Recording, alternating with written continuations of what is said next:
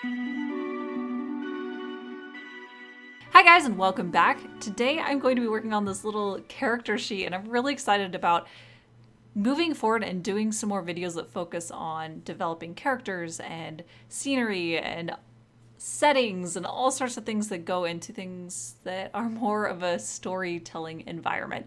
And this is just the first step and hopefully the right direction for me, but this will actually be divided into two parts. The first is where I'm working on the sketch and getting her all worked out and all of her little items that I'm going to draw. And the second half is where I'm just going to add a little bit of paint and we're going to move on from there. I'm really excited about it, actually. So to start things off, I had a kind of a basic plan for the execution of this. So I'll get the execution plan out of the way. And that's where I wanted to try sketching everything out digitally, which I always do, but then leaving it relatively rough, just a little bit loose, and then printing it out on watercolor paper and then painting that actual printout.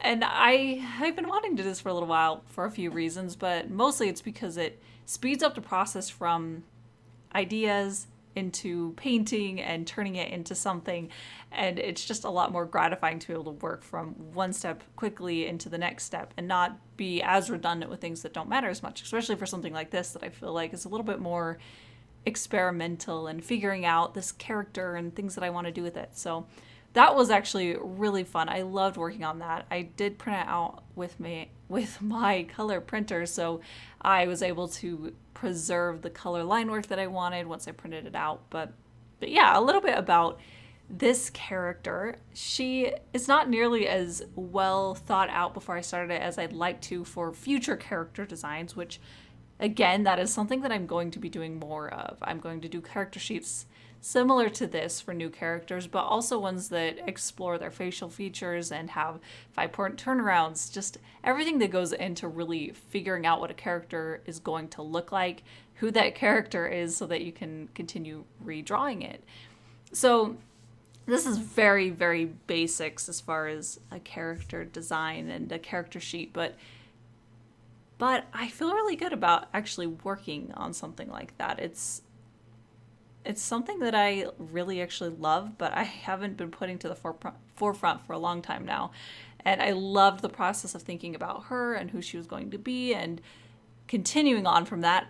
How is she going to dress herself and what kind of items would she carry around? And that's really what this one is about. It's not too complex. It's not a character that has a lot of backstory yet, but it is someone that I just wanted to get to know her a little bit. So at first I had a different name for her picked out, but didn't quite feel right. So I ended up leaving it off until the very end, but I ended up calling her Lydia.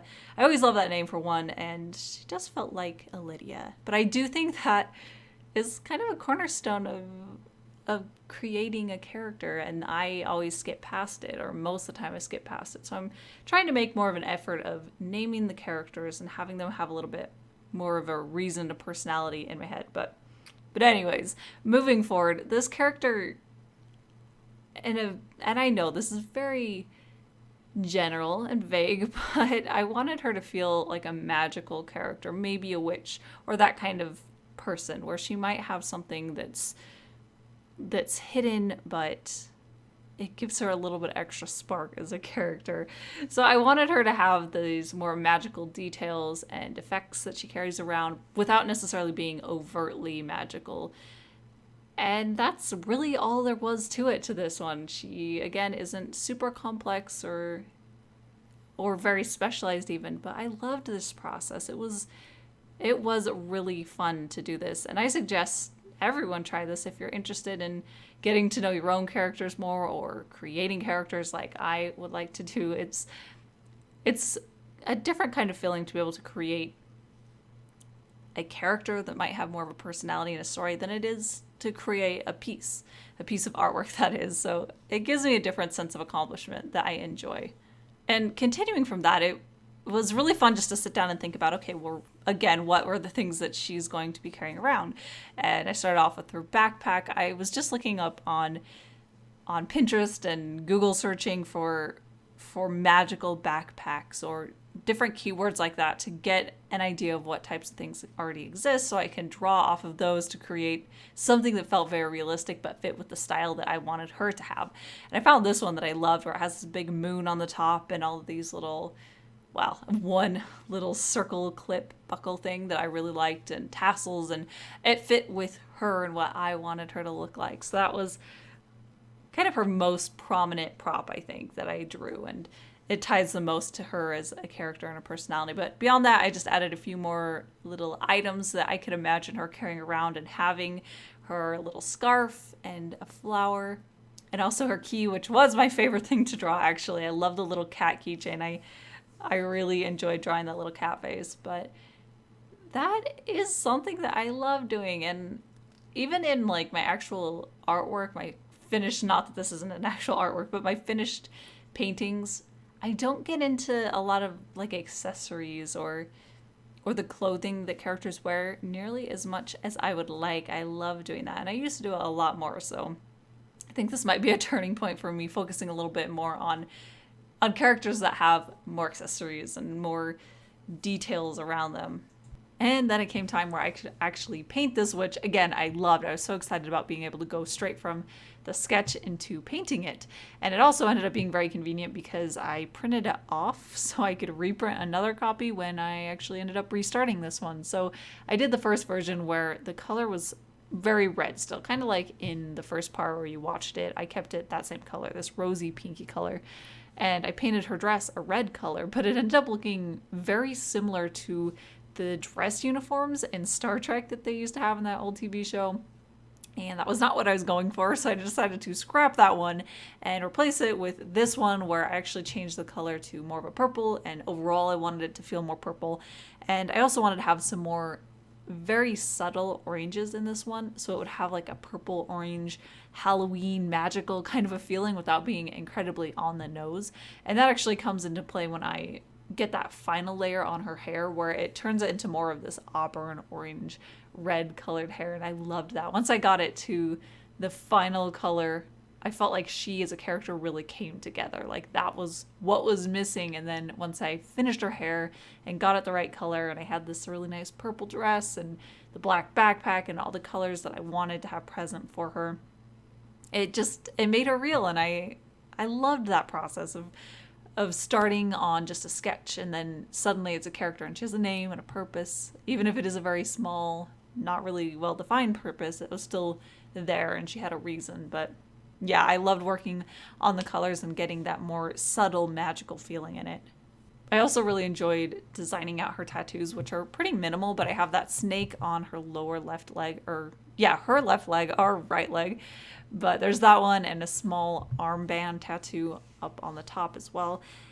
But the snake one was really fun to actually paint because it was underneath her tights, and it had a very slight color of itself. So once I added the tight layer on top of it, something about it just made it look a lot more subtle, and like it really was underneath a couple layers, underneath her skin and underneath the tights. And I loved that it was more of a second read at that point. So it was a detail that it added a little bit more depth to it without being just really straightforward. And I liked having more stuff like that.